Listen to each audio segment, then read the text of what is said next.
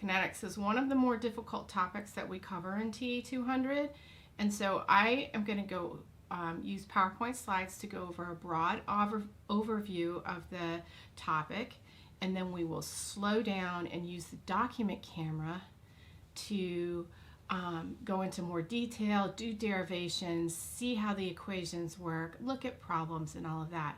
But right now we're going to use slides and get an overview of what we're trying to do and what kinetics are useful for. So, thermodynamics tells us which way a system wants to go, while kinetics tells us how fast or slow that's going to happen. So let's think about a sugar bowl. Sugar plus oxygen thermodynamically wants to essentially burn, turn into lower energy products, and release energy heat. But that's really, really slow at room temperature. Your sugar bowl doesn't spontaneously combust. Just sits there for decades even, right? Just sits there on the table. So kinetics tells us that it is not likely to go to products and energy at room temperature. Now, if we raise the temperature, that's going to change.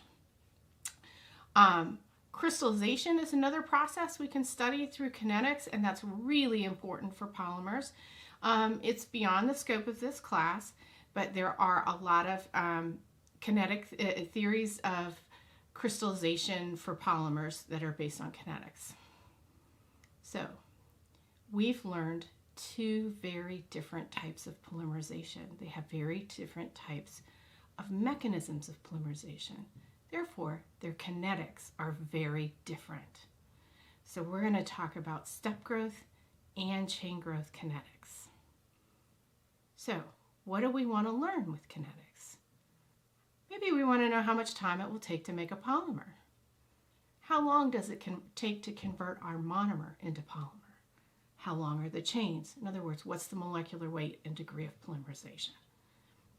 What can we do to speed up or slow down the reaction? We're not going to spend much time on that. And what is the relationship between kinetics and the microstructure of the polymer? This is really important if we're talking about copolymerizations. Again, that's really beyond the scope of this course. But we can use kinetics for a lot of different things.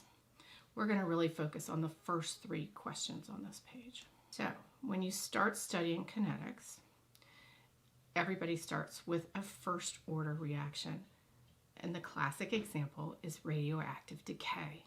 So you have your radioisotope that decays into products and releases energy. So if N is the amount of A, the radioisotope in question, and N is that amount at some time T.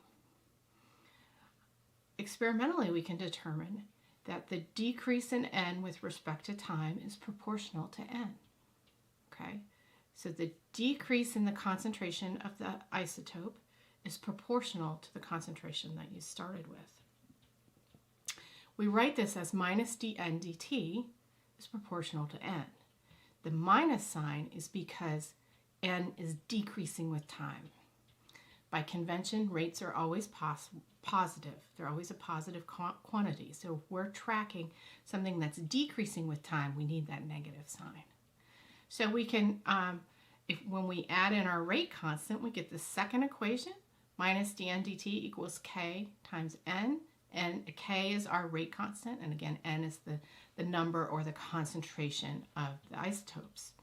So once we get to that equation, we can separate the variables and integrate and get an equation for N as a function of time. If we know K very precisely, and we can measure N precisely, we can estimate how old something is. And this is what's done with radiocarbon dating. So here's a plot of that, where we've got the number of nuclei versus time in years. So we know what the natural abundance of C14 is, and we can measure the amount of that isotope very accurately, and we know K, the rate constant, so we can estimate the time in years. And you can see by looking at this plot, if it gets too old, there's not much change, right? So it's really, carbon dating is really accurate out to about 40,000 years ago. And then the item's too old and it's too hard to figure out exactly where it falls on that curve. Get more error when the curve is flat. That was an example of a first order reaction. So we have A, our radioisotope going to products. And so let's think about that. So that's a first order reaction. A second order reaction is shown, there's two second order reactions shown on the slide where we can have A going to products, but instead of being directly proportional to the concentration of A, it's proportional to the concentration of A squared. Or we could have A plus B, two reactants, going to some product, and the amount of product that's being formed is proportional to the concentration of A times the concentration of B. Those are both second order reactions. And I just want to point out, when you see those brackets around a variable, those brackets indicate concentration. That's consistent throughout for this textbook and throughout this kinetics module. When you see those brackets around a variable, it always means the concentration of that species, okay?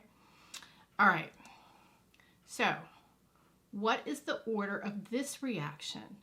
Where we have A reacting with B to form some kind of product, but now the rate law, the increase in product with respect to time equals the rate constant times A squared times B, the concentration of A squared times the concentration of B. What do you think the order of this reaction is? Okay, hopefully you got that right. And now, what about this last equation on the page, the last rate law on the page? We've got, in this situation, we've got the increase in products with respect to time equals the rate constant times A to the X times the concentration of B to the power of Y. What's the order of this rate law? And how do you know what the order is? The rate of a reaction is very temperature dependent. Typically, if we raise the temperature, reactions go faster, but that isn't always true. But in general, if we look at an Arrhenius plot using our Arrhenius equation that you hopefully remember from freshman chemistry, we can see how the rate constant changes with time. Changes with temperature. The rate constant changes with temperature.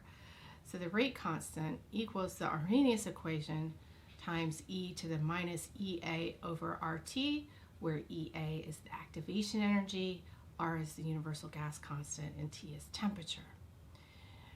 So you can see that there's a strong dependence on the rate constant as a function of temperature. This is really important to know and understand. We will not be using this in this class. We will do all of our derivations and that type of thing, assuming constant temperature. But you need to be very aware that the rate constant is temperature dependent as seen on this plot. So if a problem is asking you to look up a rate constant, make sure you get the one for that temperature, the temperature that the reaction is being done at. Okay, very important. So I mentioned the activation energy. What is the activation energy? It's one easy way to talk about it is in terms of collision theory. So if we have A colliding with B, if they don't hit in the right way or they don't hit with enough kinetic energy, nothing happens. They bounce off each other. But if they hit the right way and they have enough energy, they react. That amount of energy they need to react is the activation energy. If A and B are reacting, that getting over that hump of potential energy, that's your activation energy, and then we fall down to the lower energy products. We can also talk about activated complex theory. similar, but now we've got our reactant A and reactant B, and they have to form some kind of complex. This also goes up that potential energy curve to get up to the top. Then we fall down to the products, or we fall back down to the reactants if it was an unsuccessful reaction. But we're forming some kind of complex there.